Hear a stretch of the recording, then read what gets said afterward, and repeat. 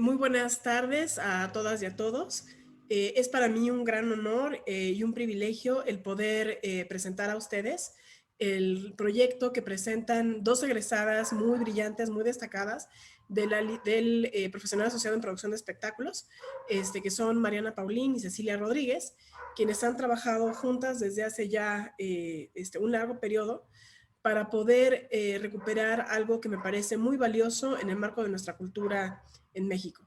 El proyecto que se va a presentar a continuación, nombrado Los Sonidos de Santa, por una parte tiene valor en muchos sentidos. O sea, por una parte está la importancia de la obra literaria de Santa, de Federico Gamboa, que como sabemos, se trata de una novela naturalista de finales del siglo XIX, principios del siglo XX, una novela que nos recupera muy a la tradición del naturalismo francés de Émile Zola, la historia de Santa, una chica proveniente de la provincia que es seducida, embarazada y engañada por un militar, y a raíz de esto su familia la desprecia y ella no tiene otra opción más que viajar a la Ciudad de México y convertirse en prostituta.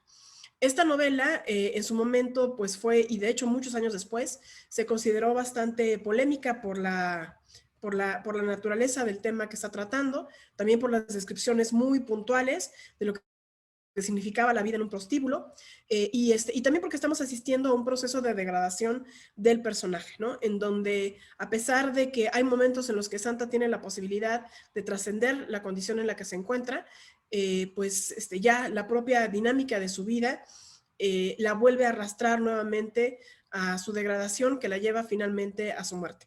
En esta novela encontramos personajes entrañables, como justamente el pianista Hipólito, que se vuelve el gran amante de Santa, desde el punto de vista, pues, de que la ama en secreto y de que busca su bienestar, pero pues al mismo tiempo está impedido para poder ayudarla a lograr los objetivos que ella misma se propone. Esta historia fue llevada al cine a principios del siglo XX y de hecho es una de las primeras películas que se filman en nuestro país. Entonces, en ese sentido, tenemos por una parte el valor histórico de la novela, pero también tenemos el valor histórico de la película.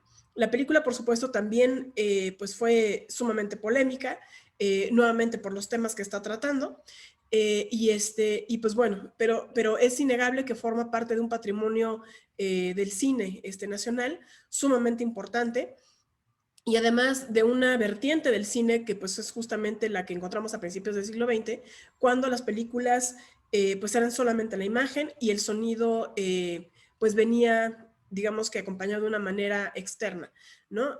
Lo que vamos a atestiguar en este proyecto es justamente la proyección de la película acompañada por música en vivo. Esta música en vivo, que va a formar parte de un concierto que va a estar acompañando a la película, tiene también un gran valor porque recupera otros elementos culturales fundamentales de nuestro patrimonio, que son, en primer término, los instrumentos, entre los cuales destaca el salterio, y que son instrumentos antiguos y los instrumentos que en su momento, a principios del siglo XX, se usaron para justamente acompañar esta película. Entonces, de esta manera, este proyecto nos permite abrir una ventana al pasado, una ventana a cómo se desarrollaron los inicios del cine en nuestro país, del cine y de la música en nuestro país, en este diálogo, en esta interacción, para podernos permitir revivir estas experiencias, nosotros que pertenecemos ya a una realidad en la que el cine se vive de formas muy distintas y que podemos retomar y poder explorar estos orígenes. Entonces, pues bueno, yo no tengo más que felicitar muchísimo tanto a Cecilia como a Mariana por haber elegido este proyecto, que me parece sumamente valioso, que me parece muy importante que podamos tener esta oportunidad de revisar nuestros orígenes, de revisar cuál es la fuente de la conformación de algunos elementos de nuestro patrimonio cultural, y que con base en ello podamos pues conocernos mejor, valorarnos mejor y pues seguir proponiendo proyectos que promuevan el rescate del patrimonio cultural. Entonces, pues muchísimas gracias y pues bueno, pues estamos ávidos por poder ver este proyecto. Gracias.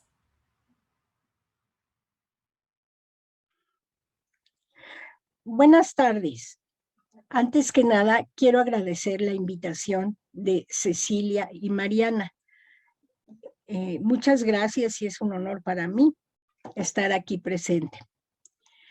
El motivo de esta charla es hacer la presentación de la película Santa, dirigida por Luis G. Peredo en 1918. Pero hagamos un poco de historia. En 1917, el joven zacatecano Luis G. Peredo, dibujante, publicista y redactor, que labora en la empresa del distribuidor cinematográfico Germán Camus, le sugiere llevar a la pantalla la exitosa novela Santa, escrita por Federico Gamboa en 1903, sobre una humilde campesina que es seducida y abandonada por un malvado militar y es arrojada a la calle por su familia al verla deshonrada, encontrando refugio en la prostitución. A regañadientes, el distribuidor Camus acepta y Peredo pone manos a la obra. Con el camarógrafo Manuel Becerril inicia las pruebas cinematográficas a las jovencitas convocadas que llevarán el papel de Santa. La última prueba resulta ser la ganadora. El papel es para la jovencita Elena Sánchez Valenzuela, quien ya había interpretado un pequeño papel en la película Barranca Trágica. En los papeles masculinos estuvieron a cargo de Alfonso Buzón, periodista del periódico El Nacional, quien interpretó al ciego Hipólito. Ricardo Beltri, actor de teatro, interpretó al jarameño y los otros personajes fueron interpretados por periodistas del periódico El Demócrata.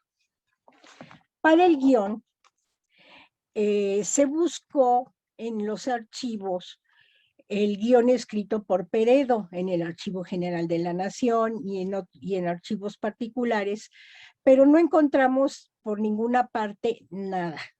Al realizar la investigación documental en los periódicos de la época, encontramos en las entrevistas a Sánchez Valenzuela y a Ricardo Beltri comentarios de que el director había seleccionado los pasajes para la película en un libro que él adquirió de la novela de Federico Gamboa, donde hizo sus anotaciones y dictaba a los actores lo que debían de hacer según la novela. Para los intertítulos, tomó párrafos de la novela tal como los escribió Gamboa. Siendo Santa una novela con pasajes fuertes por el tema de la prostitución, el joven Peredo se mostraba muy preocupado por no ofender la moral del público, por lo que eligió a los personajes de la novela que no tuvieron una relación mercantil con Santa, como el ciego Hipólito, el torero el jarameño y un expresidiario de la cárcel de Belén. Es muy curioso que las escenas del burdel solo duran 4 segundos en la película.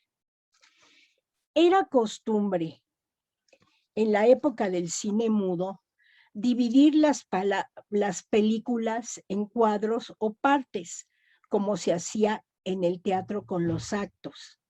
En esta película, Peredo dividió su Santa en prólogo, pureza, vicio, martirio y epílogo. Cada cuadro iba presidido por unas actitudes simbólicas de la bailarina rusa Norka Ruskaya, quien estaba de visita en México y cautivó al público mexicano con su interpretación de Salomé, además de tocar magistralmente su violín. De la bailarina solo existe la parte de vicio, lo demás está perdido. Las actuaciones de Sánchez Valenzuela como Santa e Hipólito, interpretado por Alfonso Buzón, conmovieron al público mexicano a tal grado que esta película tuvo un enorme éxito. Llevó al público a llenar las salas y recaudó mucho dinero, tanto que le permitió a Camus fundar unos estudios cinematográficos. La película se estrenó el 13 de julio de 1918 en el lujoso Cine Olimpia y costó $1 la entrada, que eso era muy caro para la época. Las otras salas costaban 20 centavos. Y la música estuvo a cargo de la orquesta típica Lerdo de Tejada.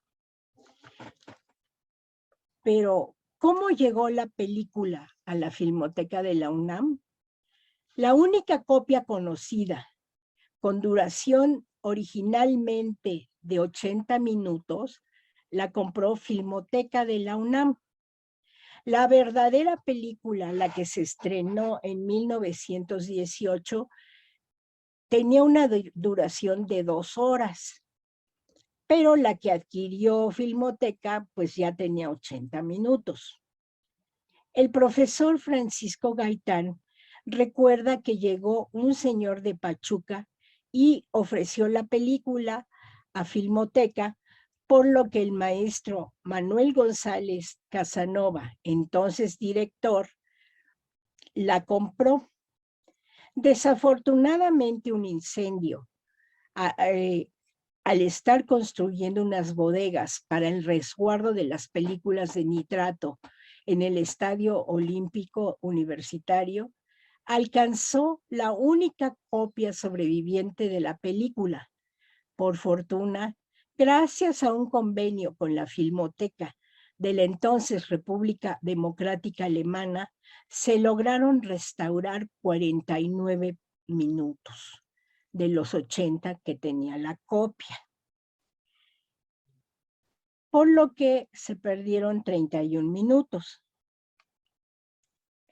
En 2012 se me encargó averiguar qué escenas se habían perdido. Por medio de una investigación documental, consultando los periódicos El Demócrata, El Pueblo, El Nacional, El Universal y el archivo Agra Sánchez, se logró descubrir lo que se perdió irremediablemente.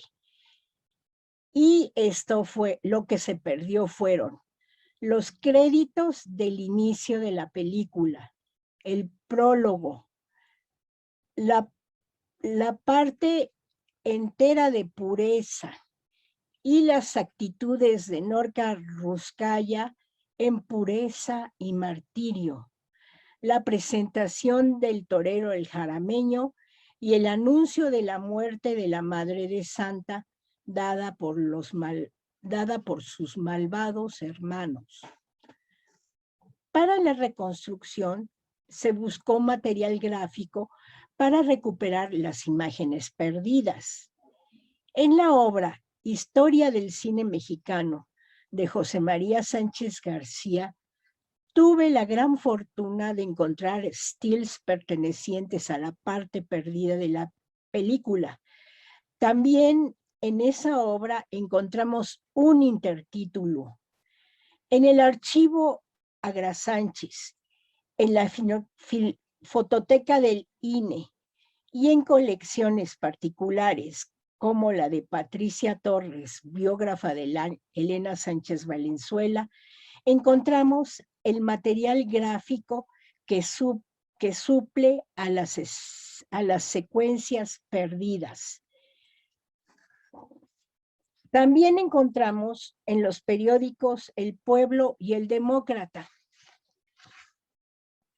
Para concluir, sobra decir que para el rescate de estas películas es fundamental la consulta de archivos, hemerotecas, centros de documentación, el Archivo General de la Nación, la Filmoteca de la UNAM y la Cineteca Nacional. Hay que subrayar que sin la prensa escrita no hubiera sido posible encontrar la historia, las impresiones que causaron en el público y el material gráfico sobre estos filmes. También gracias a la prensa escrita, a las carteleras, las gacetillas y notas periodísticas, se han encontrado filmes perdidos irremediablemente que nunca se verán, pero gracias a las investigaciones se sabe que existieron. Otra información también muy importante es que se supo el estilo de música que se usaba y es la que vamos a escuchar en esta proyección. Muchas gracias. Estoy muy contento de estar aquí con ustedes, celebrando este cineconcierto. Primera ocasión después de meses de confinamiento en que el ensamble Cine Mudo regresa al foro a hacer música para cine en vivo. Y qué mejor ocasión además de hacerlo al lado de 4 instrumentistas, 3 de instrumentos típicos, el maestro Atlas, el maestro Paco, el maestro Iván, que literalmente se unieron a este proyecto, les conocimos en el foro como ensamble, y además al maestro Óscar González al contrabajo. Este proyecto nació en 2018 cuando el Festival Internacional de Cine Silente México en Puebla tuvo a bien hacer una función conmemorativa del centenario de la película, para la cual propuse escribir una partitura por primera vez empleando instrumentos de la orquesta típica. No había escrito para estos instrumentos, al menos no una partitura cinematográfica. Había trabajado en otros proyectos como Tepeyac también con las dotaciones, pero nunca de este modo. Así que bueno, fue una primera función maravillosa con estupendos intérpretes, pero sin duda un proyecto piloto que tuvo su segunda fase de desarrollo en 2020 cuando el Festival Internacional de Salterio y Instrumentos Típicos Eulalio Armas nos invita a realizar esta misma función, esta misma película, 15 minutos de película, con algunos de los intérpretes y algunas de los intérpretes que se presentaron en Puebla, desde la distancia, desde el cuidado por confinamiento. Bueno, ahora sí se consolida la posibilidad de grabar esta partitura y tocarla, pues literalmente frente a pantalla. Así que, pues, creo que tomamos el tercer peldaño de esta exploración, de esta campaña, de esta empresa en busca de los sonidos de Santa. Se trata literalmente de un ejercicio de estilo que deviene de la investigación de fuentes históricas, de la exploración de cómo se le escribe a estos instrumentos, porque no es habitual escribirle a estos maravillosos instrumentos, y por otro lado los repertorios. Lo que pensé es, bueno, ok, vamos a entender, digamos, el repertorio de época, no nada más tocando el repertorio de época, vamos a escribir como si fuéramos un compositor, compositoras, compositores del 1918.